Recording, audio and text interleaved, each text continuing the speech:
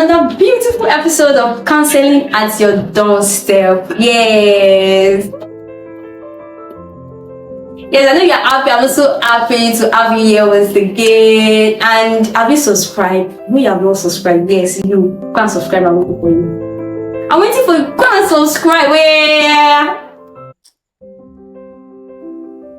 Welcome back once again. It's another beautiful episode of Counseling at Your Doorstep. Today we are going to be having a beautiful section with our guests. Believe me, you don't want to miss this beautiful section. So join me as we go to know more about our guests. Before I forget, go subscribe. Oluwapelumi's Success Dada, fondly called Dapel, is a lover of God and of the things of God. She's a believer, a woman of capacity, and a tall child in a family of 5 children. She's born on the 22nd of June. She has had quite a number of experiences in her little time on earth. She's a 200 level industrial chemistry student of the prestigious Obafemi Awolowo University in Ile-Ife. She enjoys talking and helping people with advices. She's a teacher of God's word.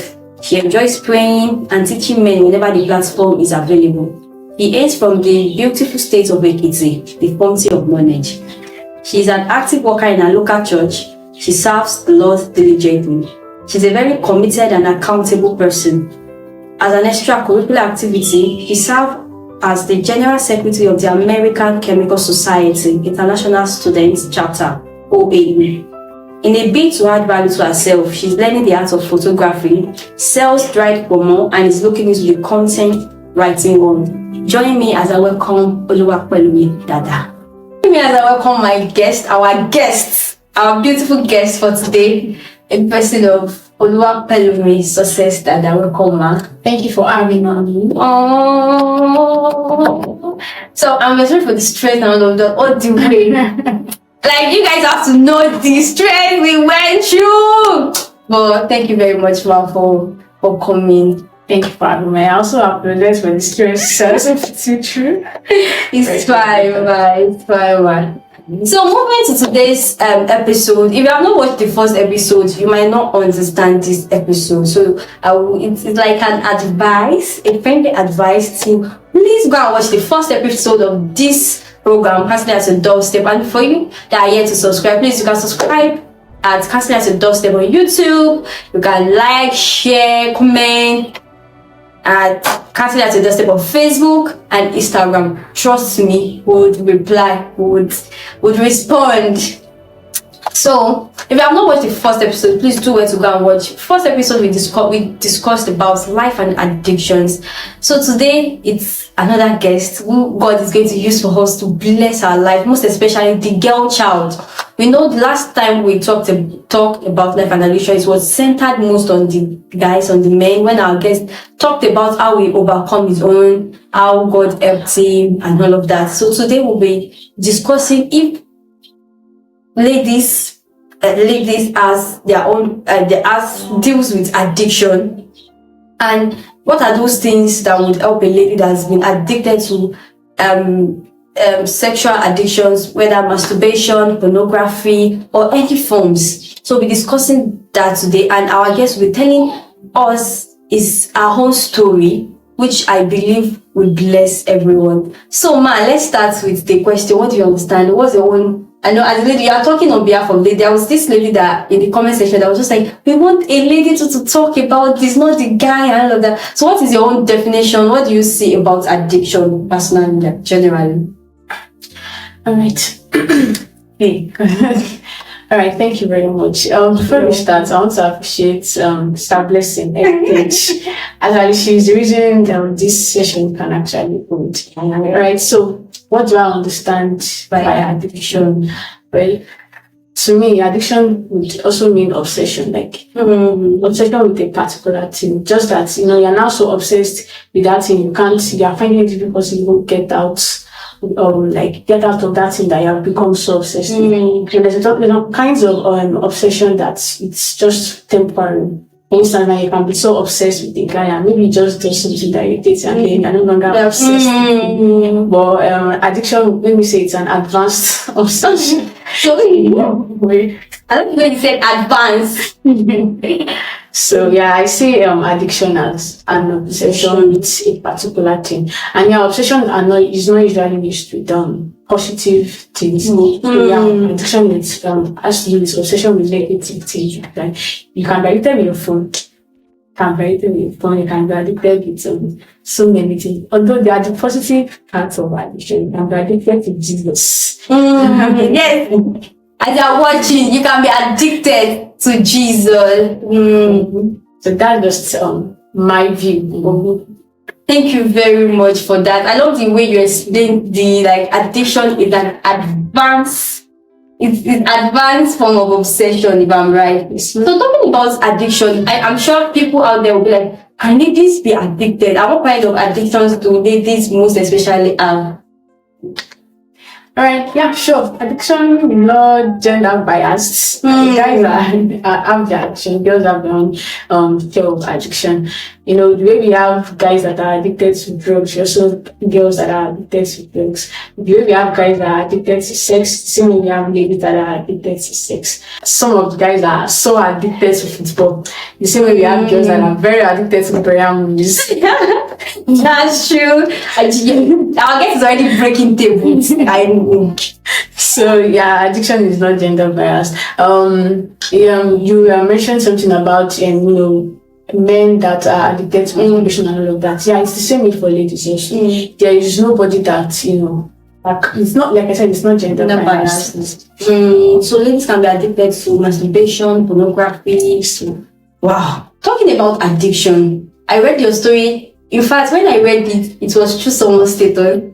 I actually did not have your contact, but the person was just like, "Thank you, have to see this," and I was blessed. I was moved. I was just like, God. So, Ma, can you tell us your own part, like your own story of how God? Let's start with how it started. Like, what led you into it? Before we now go to how God helped you with it, how you were able to deal with it, the journey. So I want you to start with me. And what kind of addiction did you deal with and all that? Alright, so thank you very, very much. Thank you once again, because I'm very sure it was sure how you got to understand. Alright, so actually I shared my story December following an instruction that God gave to me, and I'm very glad to hear that. It actually blessed you. Thank God for that. Okay, so if I can remember clearly,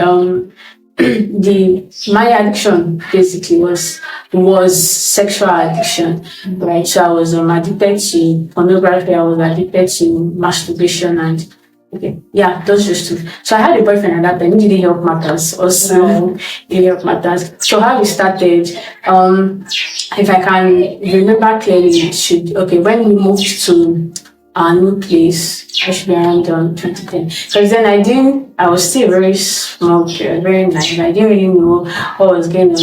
But I just, there was a neighbor. Okay, there was a neighbor, he was a guy actually. I don't think I've ever said this out. I'm just remembering it. So he used to come to me because I was the kind girl first.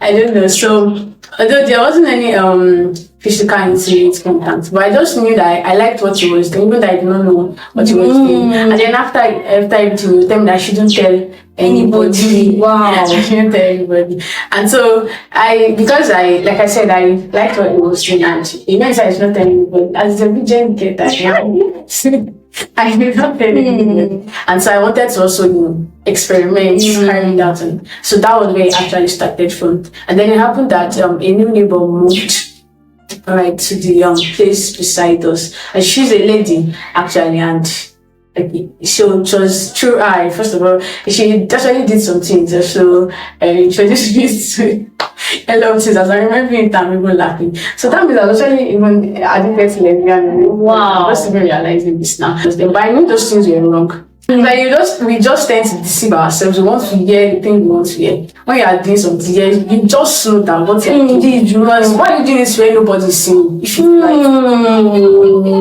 So that's the check. I don't know if you're editing from someone that if you cannot do it where people will see, why do it that way? So even though at that point, at that initial time, I said when you told me not to tell anybody, I did not understand but it was, if I can remember correctly, maybe around, that should be around age 8. Wow. If I can remember correctly. She started from age 8. Yes. Wow. I'm not really sure So, about it, but around that time when we moved to let's do the calculation. I think, yeah, maybe 8, 9, sure. Wow, wow. But at that time, was it that mommy was not always around, or maybe was busy with work, or the guy just had the way he? Oh well, we just we moved to just moved, and my parents had their place of work in Lagos. We moved to that Ogun State then, and so they always drop us off there. And my older brother was there also. But like I said, I didn't open up to anybody. Like they come back late at night. My mom comes on in the afternoon. But it was during the holiday period. Yeah, during the holiday period.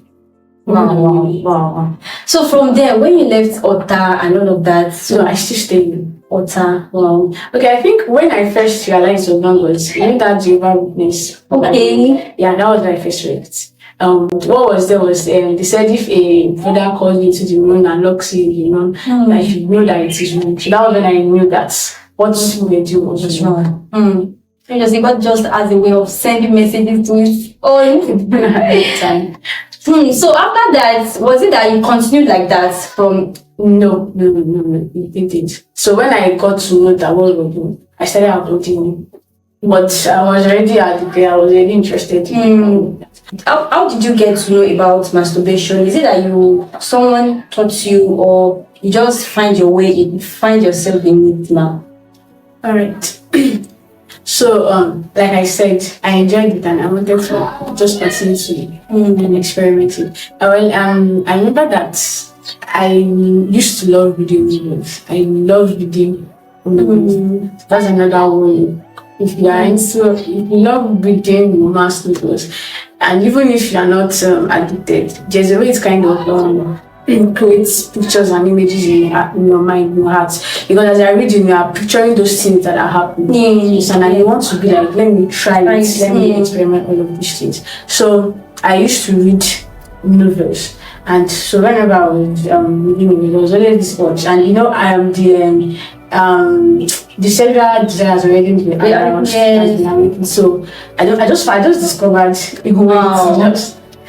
I don't discover it actually. And then from reading novels, I can't remember, but I think I had access to a phone, and then I started searching for pictures. From pictures, and I saw a link to videos. So that was how I got into pornography. And is it from that young age that you could have access to the phones and the info, or it was maybe when you went to secondary school? I love that. Or okay, I know it's definitely not primary school. So, but I cannot remember exactly when. But it was in secondary school. Although I attended the boarding school, which is why I said I can't remember the exact. I attended the boarding school, so I can't recall the exact age. But yeah, it was the secondary school. Because secondary school I had access to all these novels. So that means reading of novels and all of that has a way it adds to addiction, and it contributes to addiction. Yes, definitely. Because when you read these novels, they go into details, they explain all of these things, they explain it very, very well. And when you read, well, I don't know, okay, maybe for me, but when I read, I tend to play the scenes out. Even if I'm just reading a casual normal novel, I'm picturing it, I'm playing it out, I'm imagining how it's happening. So obviously you're already thinking on those sex scenes in the novels. And so from there I moved on to checking for pictures online, and from the pictures there was a link to video, and that was how it got into pornography.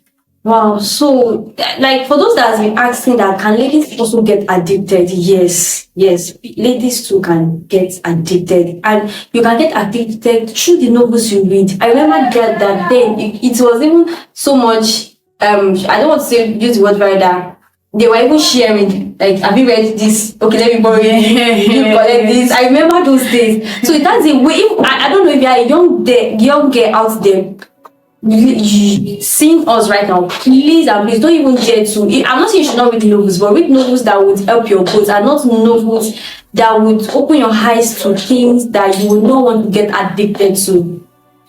So moving on, ma, the story that you shared on that really blessed me on your WhatsApp status, can you please share it to others to get blessed? Like, all right, so I'll be as brief as possible.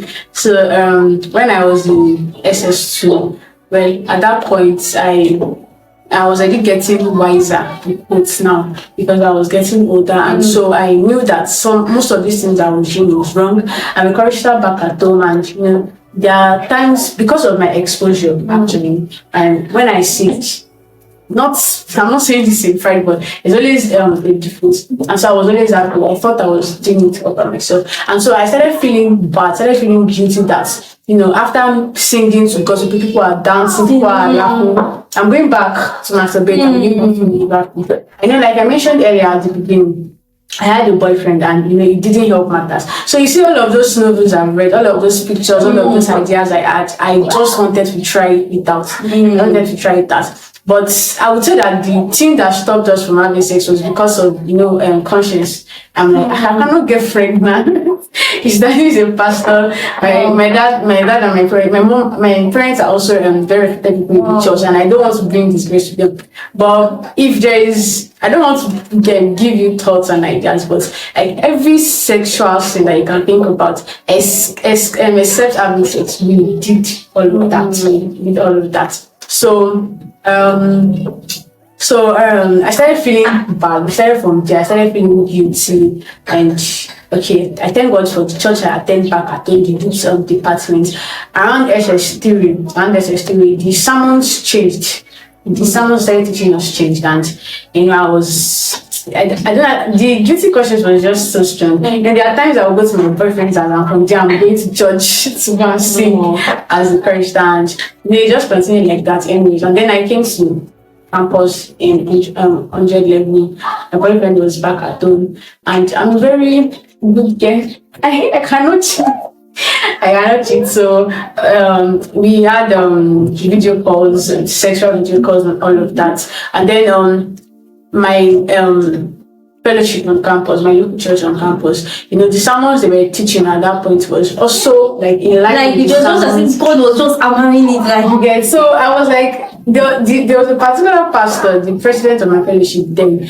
I just loved the way he was teaching God's word. And I'm like, I want to be like this man. I want to be like this man. Even before that time, there are times when I feel so, I feel very bad. I feel so sober. I reach out to my boyfriend and tell him that, can we just stop all these things we are doing? There are times we even try to stop actually. But then that's so long.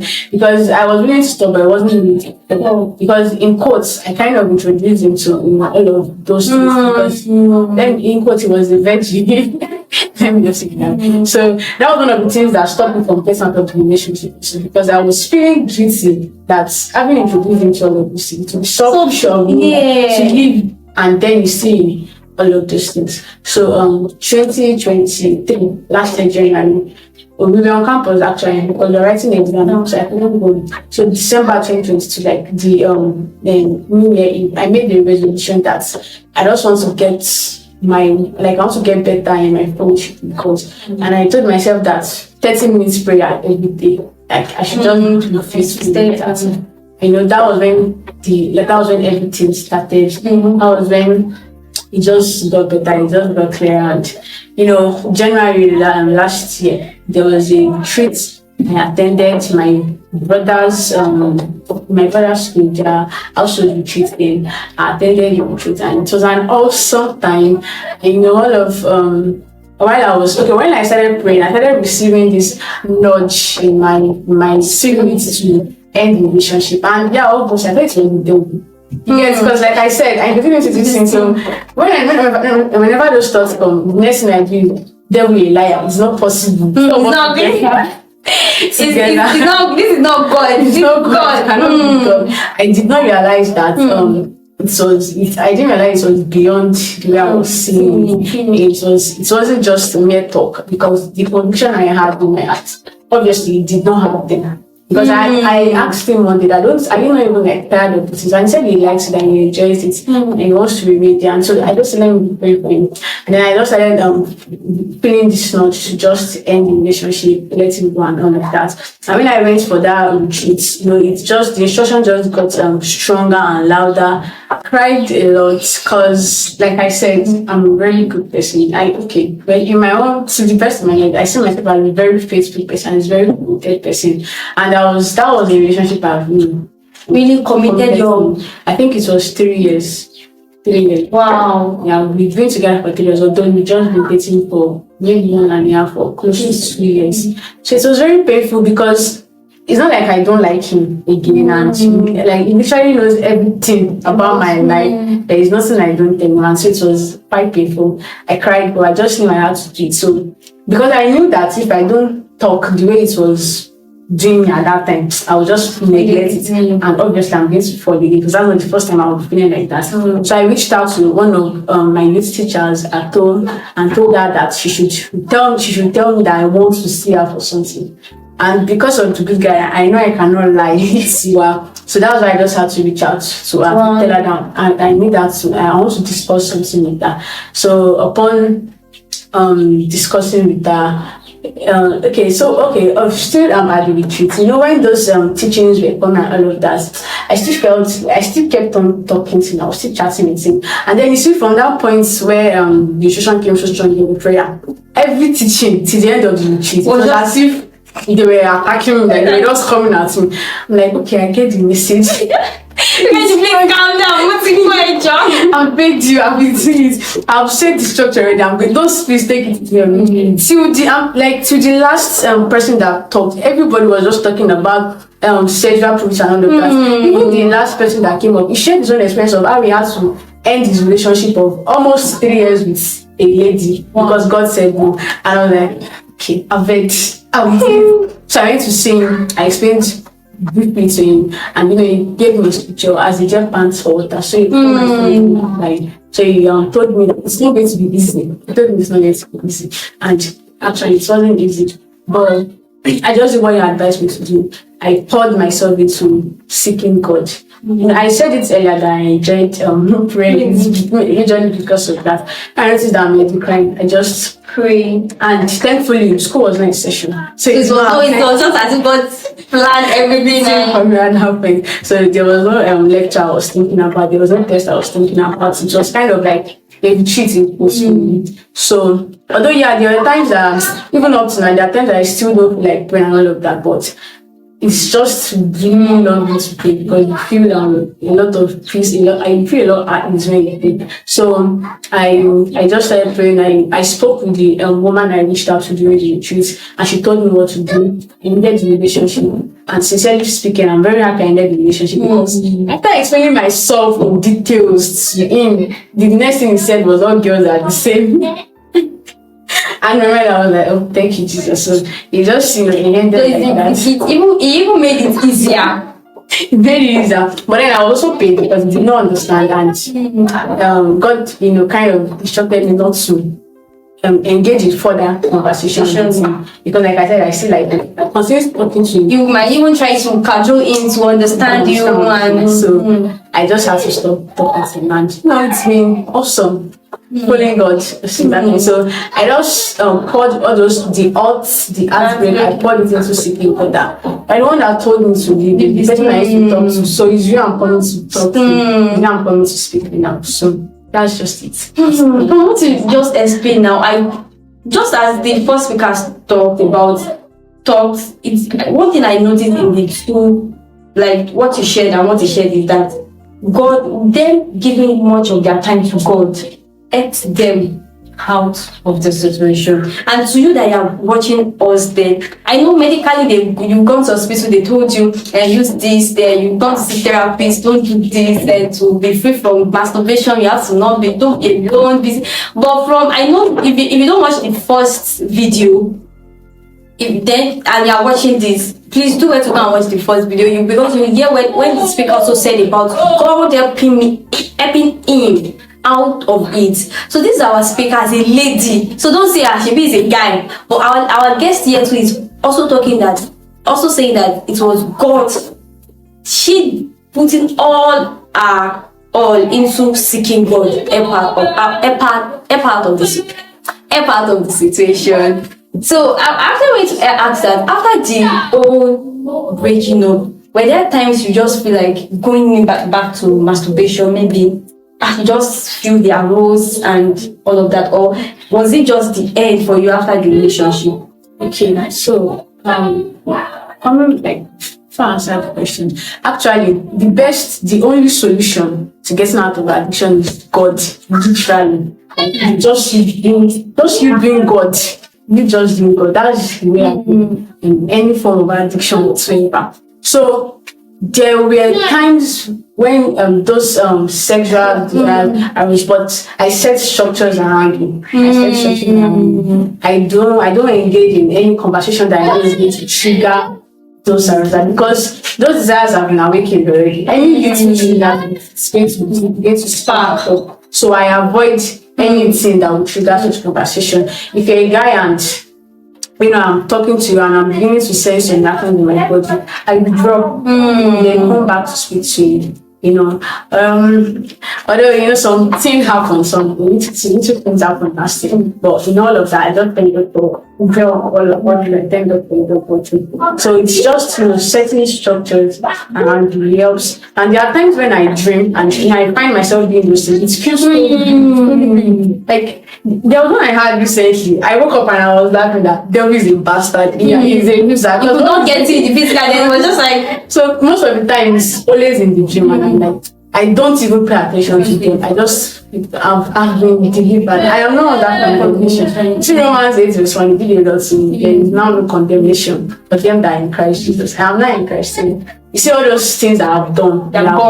Don't even like I'm not on that condemnation. So whenever those dreams happen, I don't even pray about it. But there are times when I wake up, I feel bad. I'm like, what's happening? Like, it looks so really. I'm not even trying to think about the person I was even, in the dream. But then I just forget about it, because literally it doesn't matter. It's just the devil trying to get at that. This thing that you're doing, like just trying to put it in your head. You're putting the past and you're now working on it. What will make you backslide into that addiction.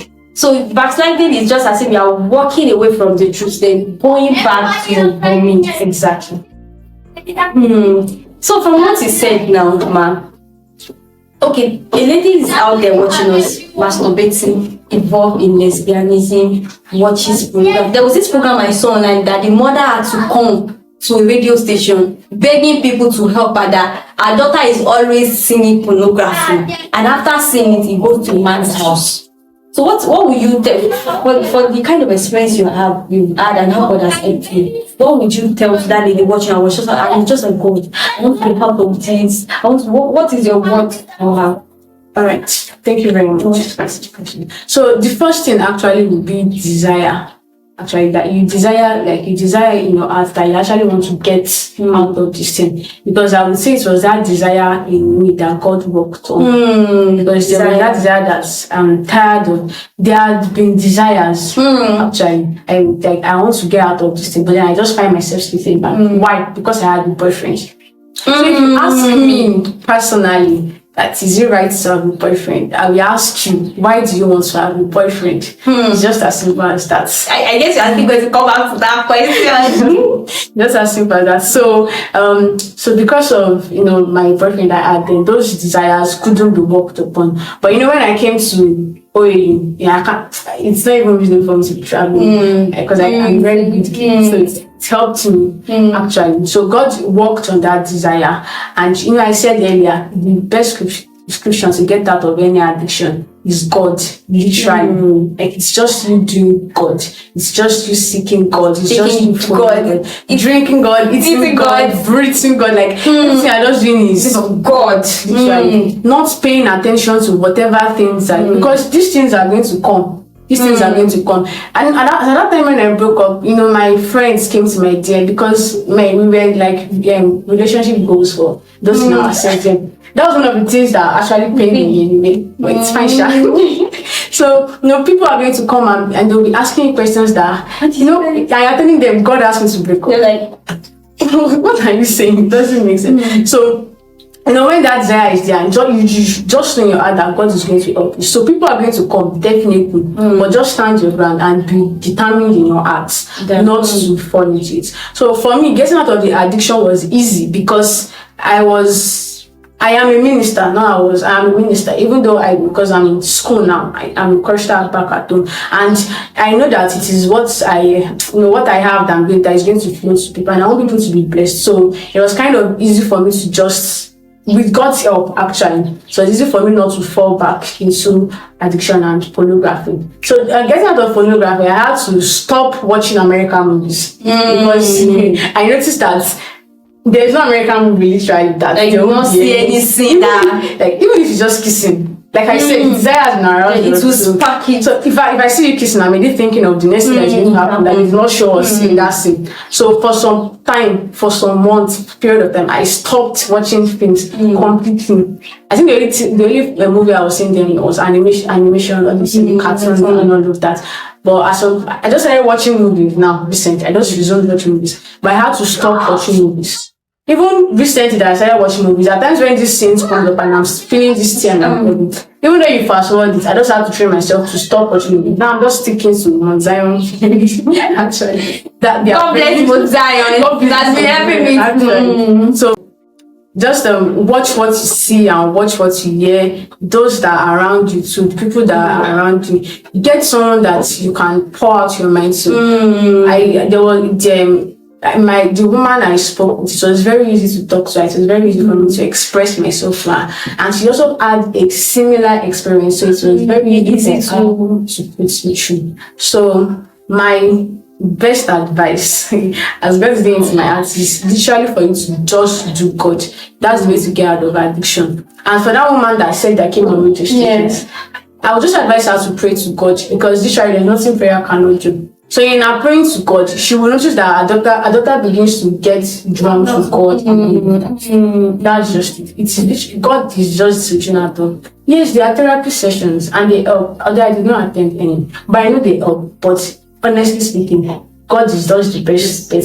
And yes, you may say that there's some people that they are very spiritual and then they are still into all of addiction and all of that. I still stand on the fact that God is the solution to everything. So even though you are spiritual, yes, you are up and doing God's work and all of that, and you're still addicted, the prescription for you to get out of the addiction is doing more of God. Just get more intimate with God. This song came to my mind by Abel Jomi. I said, "We behold until we are formed." So just keep gazing at God, keep looking, keep doing God things until you just find yourself that one day you'll be like, I'm not even feeling this thing and all of that. So just as our guest has said, the prescription, the best prescription, apart from what the therapist has given you and every other person, is doing God. Right, so okay, another thing coming to me now. There are going to be voices in your head, external voices, internal voices. The best way to shut these external voices and internal voices is the word of God. The scripture I used to shut out these voices was 2 Corinthians 5:17. And when those thoughts come, don't engage them in your head. You speak out, rebuke the devil, because he's a loser. He has been defeated. Christ has won the victory for us already, and we are now in Christ. So when the devil, because I tell you, God cannot condemn you. If the Bible is saying there is no condemnation, you should definitely know that when condemnation comes, it's not from God. So when those thoughts come, know that it's from the devil. It's not God that is reminding you so that you can come and ask him for forgiveness. No, it's the devil that is trying to drag you back to your vomit. So you rebuke him, you speak up, speak out, let him know that you are free and that he cannot do anything to you because you are now in Christ. Like from what you said now, I feel like I must even appreciate your courage and your boldness. I think the first step that you took, in freeing yourself, was posting it on your status. Oh my God, I am very sure the devil will be like, oh no! So what did your parents do when they see that, when they saw it? Did they bash it? Did they feel like they failed as a parent and all of that? Okay. Well, my dad doesn't view my mom for the truth, and You see, one of the things that stopped me from posting that December was the fact that I actually intended that during our family gathering December, I was going to just call a family meeting and explain and just talk to them, because I know it's like you said, it's a bold step, it's a step of courage. You see, one of my friends I spoke with at that time told me that, you know, me speaking up, it's a sign of boldness. And it's going to even get me out of those thoughts faster. That's also another thing for you to know, you know, speaking about it would get you out of that thing faster. So my mom followed through my status, but she did not say anything, she did not make any comment. But I just noticed that there is this kind of way she now relates much more with me, and she's much more open to it, and I mean that. But what I just did was that day one, I introduced myself and then I apologized to people, but I was actually apologizing to my immediate family, because excluding my elder brother, I did not tell anybody else anything that happened in my family. So I apologized to them that they are getting to know this from my status, because like I said, my initial plan was to have a family discussion and just tell them all of this. Wow. I think we have come to the end of the section. I know you learned a lot. If you have any question for the guests, please, how can they meet you? Alright, so on Facebook I am Oluwapelumi Dada. I can't remember the exact picture, but if you see my face, I'm Oluwapelumi Dada. Then on Instagram _Dapel_. And in case you are wondering, Dapel is just a blending of my surname and my name, Dada. So _Dapel_. Like, I so much love that name, Dapel. Like, it speaks a lot. I love it.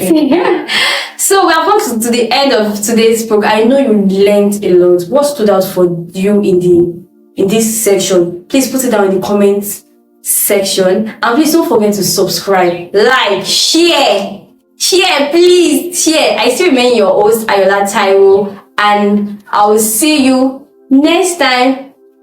By God's grace. Bye bye.